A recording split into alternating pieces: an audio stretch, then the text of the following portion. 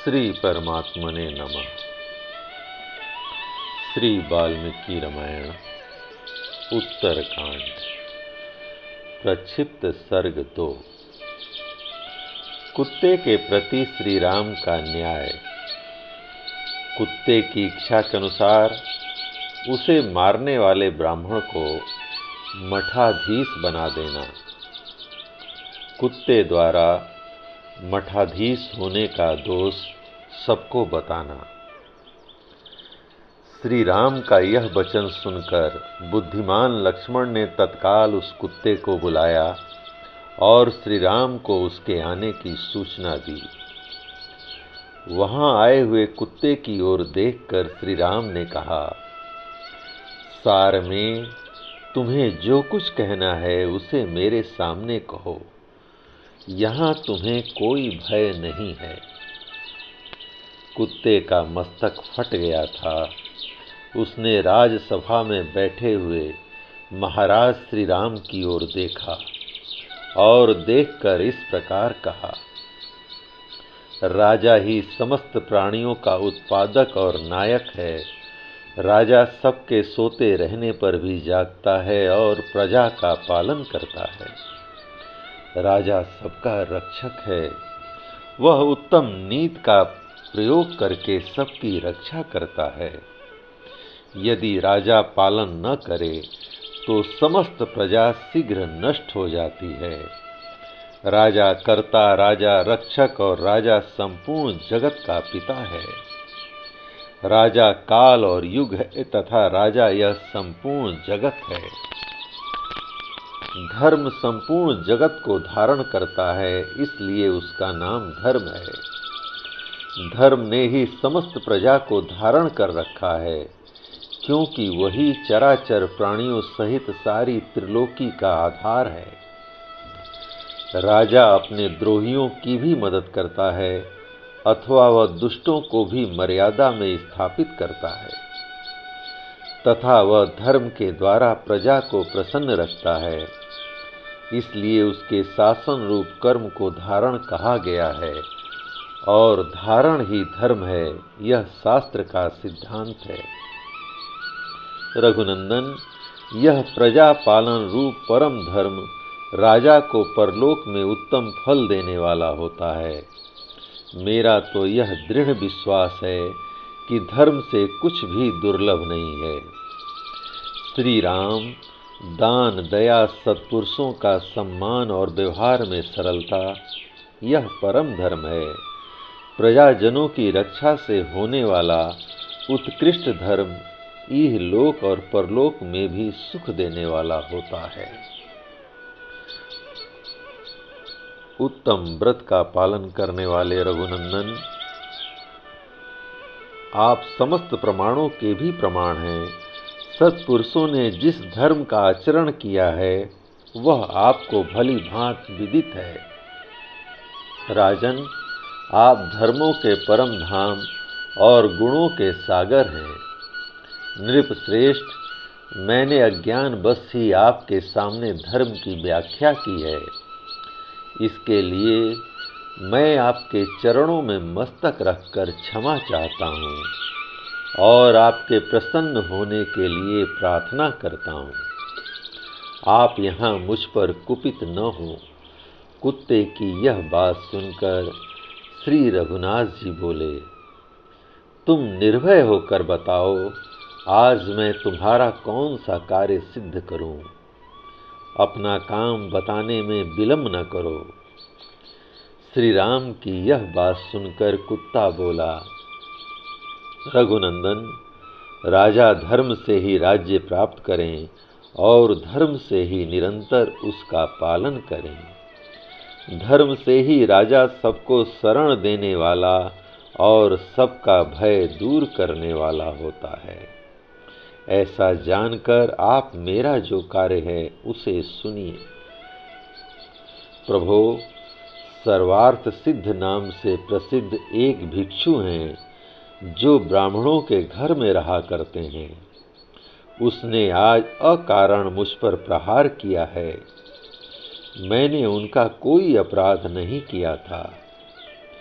कुत्ते की यह बात सुनकर श्री राम ने तत्काल एक द्वारपाल भेजा और उस सवार्थ सिद्ध नामक विद्वान भिक्षु ब्राह्मण को बुलवाया। श्री राम को देखकर उस महातेजस्वी श्रेष्ठ ब्राह्मण ने पूछा, हे निष्पाप रघुनंदन, मुझसे आपको क्या काम है? ब्राह्मण के इस प्रकार पूछने पर श्री राम बोले, ब्रह्मन, आपने इस कुत्ते के सिर पर यह प्रहार किया है, उसका क्या कारण है? विप्रवर, इसने आपका क्या अपराध किया था जिसके कारण आपने इसे डंडा मारा है? क्रोध प्राणहारी शत्रु है। क्रोध को मित्र मुख शत्रु बताया गया है। क्रोध अत्यंत तीखी तलवार है तथा क्रोध सारे सद्गुणों को खींच लेता है। मनुष्य जो तप करता है, यज्ञ करता है और दान देता है, उन सबके पुण्य को क्रोध के द्वारा नष्ट कर देता है। इसलिए क्रोध का त्याग कर देना चाहिए। दुष्ट घोड़ों की तरह विषयों की ओर दौड़ने वाली इंद्रियों को उन विषयों की ओर से हटाकर धैर्यपूर्वक उन्हें नियंत्रण में रखें। मनुष्य को चाहिए कि वह अपने पास विचरने वाले लोगों की मन, वाणी, क्रिया और दृष्टि द्वारा भलाई ही करे, किसी से द्वेष न रखे। ऐसा करने से वह पाप से लिप्त नहीं होता। अपना दुष्ट मन जो अनिष्ट या अनर्थ कर सकता है, वैसा तीखी तलवार पैर तले कुचला हुआ सर्प अथवा सदा क्रोध से भरा रहने वाला शत्रु भी नहीं कर सकता। जिसे विनय की शिक्षा मिली हो, उसकी भी प्रकृति क्यों नहीं बनती है? कोई अपनी दुष्ट प्रकृति को कितना ही क्यों न छिपाए, उसके कार्य में उसकी दुष्टता निश्चय ही प्रकट हो जाती है। क्लेश रहित कर्म करने वाले श्री राम के ऐसा कहने पर सवार्थ सिद्ध नामक ब्राह्मण ने उनसे इस प्रकार कहा, प्रभो, मेरा मन क्रोध से भर गया था, इसलिए मैंने इस कुत्ते को डंडे से मार दिया। भिक्षा का समय बीत चुका था, तथापि भूखे रहने के कारण भिक्षा मांगने के लिए मैं द्वार द्वार घूम रहा था। यह कुत्ता बीच रास्ते में खड़ा था।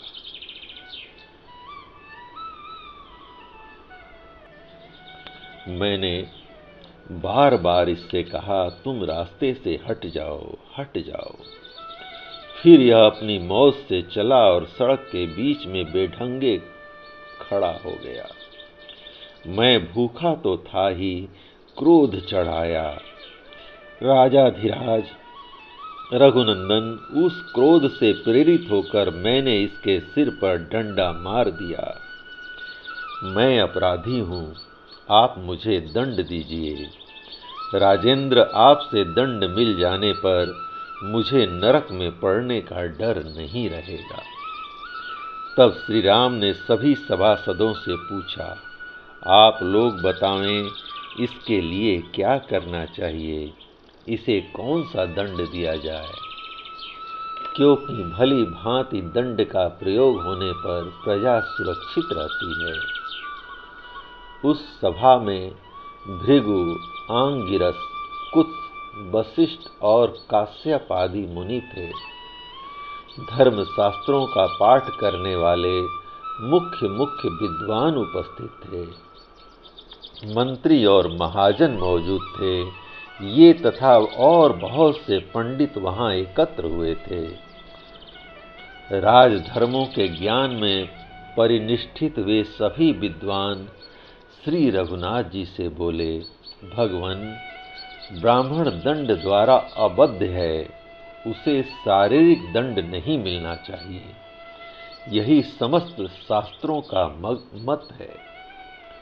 तदंतर वे सब मुनि उस समय श्री राम से ही बोले, रघुनंदन, राजा सबका शासक होता है। विशेषतः आप तो तीनों लोकों पर शासन करने वाले साक्षात सनातन देवता भगवान विष्णु हैं। उन सबके ऐसा कहने पर कुत्ता बोला, श्री राम, यदि आप मुझ पर संतुष्ट हैं, यदि आपको मुझे इच्छानुसार वर देना है, तो मेरी बात सुनिए। वीर नरेश्वर, आपने प्रतिज्ञा पूर्वक पूछा है कि मैं आपका कौन सा कार्य सिद्ध करूं। इस प्रकार आप मेरी इच्छा पूर्ण करने को प्रतिज्ञाबद्ध हो चुके हैं। अतः मैं कहता हूं कि इस ब्राह्मण को कुलपति महंत बना दीजिए। महाराज, इसे कालज्जर में एक मठ का आधिपत्य प्रदान कर दीजिए। यह सुनकर श्री राम ने उसका कुलपति के पद पर अभिषेक कर दिया। इस प्रकार पूजित हुआ वह ब्राह्मण हाथी की पीठ पर बैठकर बड़े हर्ष के साथ वहां से चल दिया। तब श्री रामचंद्र जी के मंत्री मुस्कुराते हुए बोले, महातेजस्वी महाराज, यह तो इसे वर दिया गया है, शाप या दंड नहीं। मंत्रियों के ऐसा कहने पर श्री राम ने कहा, किस कर्म का क्या परिणाम होता है अथवा उससे जीव की कैसी गति होती है, उसका तत्व तुम लोग नहीं जानते। ब्राह्मण को मठाधीश का पद क्यों दिया गया, इसका कारण यह कुत्ता जानता है। तत्पश्चात श्री राम के पूछने पर कुत्ते ने कहना प्रारंभ किया, रघुनंदन, मैं पहले जन्म में कालज्जर के मठ में मठाधीश था। वहाँ यज्ञ शिष्ट अन्न का भोजन करता, देवता और ब्राह्मणों की पूजा में तत्पर रहता, दास दासियों को उनका न्यायोचित भाग बांट देता, शुभ कर्मों में अनुरक्त रहता, देव संपत्ति की रक्षा करता तथा विनय और शील से संपन्न होकर समस्त प्राणियों के हित साधन में संलग्न रहता था। तो भी मुझे यह घोर अवस्था एवं अधम गति प्राप्त हुई। फिर जो ऐसा क्रोधी है, धर्म को छोड़ चुका है, दूसरों के अहित में लगा हुआ है तथा क्रोध करने वाला क्रूर, कठोर, मूर्ख और अधर्मी है, वह ब्राह्मण तो मठाधीश होकर अपने साथ ही ऊपर और नीचे की 7 पीढ़ियों को नरक में गिरा देगा। इसलिए किसी भी दशा में मठाधीश का पद नहीं ग्रहण करना चाहिए। जिसे पुत्र, पशु और बंधु बांधवों सहित नरक में गिरा देने की इच्छा हो, उसे देवताओं, गौओं और ब्राह्मणों का अधिष्ठाता बना दें। जो ब्राह्मण का, देवता का, स्त्रियों का और बालकों का धन हर लेता है तथा जो अपनी दान की हुई संपत्ति को फिर वापस ले लेता है, वह इष्ट जनों सहित नष्ट हो जाता है। रघुनंदन, जो ब्राह्मणों और देवताओं का द्रव्य हड़प लेता है, वह शीघ्र ही अविचि नामक घोर नरक में गिर जाता है। जो देवता और ब्राह्मण की संपत्ति को हर लेने का विचार भी मन में लाता है, वह नराधम निश्चय ही एक नरक से दूसरे नरक में गिरता रहता है। कुत्ते का यह वचन सुनकर श्री रामचंद्र जी के नेत्र आश्चर्य से खिल उठे और वह महातेजस्वी कुत्ता भी जिधर से आया था उधर की ओर चला गया। वह पूर्व जन्म में बड़ा मनस्वी था, परंतु इस जन्म में वह कुत्ते की योनि में उत्पन्न होने के कारण दूषित हो गया था। उस महाभाग कुत्ते ने काशी में जाकर प्रायोपवेशन कर लिया, अन्न जल छोड़कर अपने प्राण त्याग दिए। जय राम जी की। इस प्रकार श्री वाल्मीकि निर्मित आर्ष रामायण आदि काव्य के उत्तरकांड का प्रक्षिप्त सर्ग 2 पूरा हुआ। जय राम जी की।